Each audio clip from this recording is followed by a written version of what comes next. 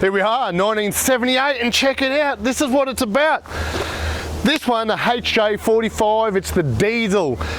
Built at home, this one, but before we go there, drum brakes, it's the H, it's the 4-speed. Tub's been on there from day one. But for me, I've sold a lot of components over the build of this for the customer. We've done weather strips, the front bumper, just a lot of things. But today, I get to see it for the first time. I've even had a little drive already, and hasn't it come up a treat. So the paint, you'll notice it is the 416, it's the factory colour, but it's satin, so it's got a satin finish. It's just knocked the gloss off of it, and I think that's come up a treat. Goes with the rims, it just looks wonderful. And even though it's a standard H, have a look under the bonnet, it's got aircon, but it's got the hot rod compressor under there, and just a little bit of bling, makes it a little bit fancy.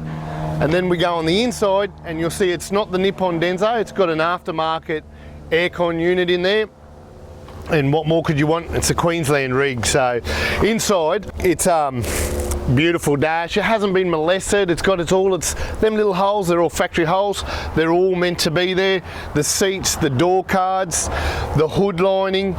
There's just been a lot put into this one. What I do really like, we build cars here at Mr Landcruiser, but I like that guys are building them at home, and this is a pure example of why we own these things, so we can tinker with them, so we can build them.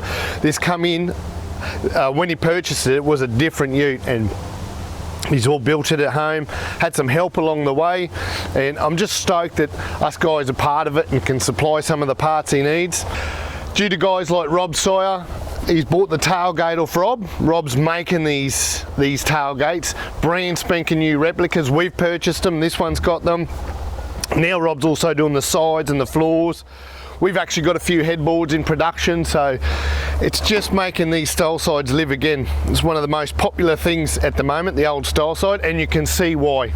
Check this rig out.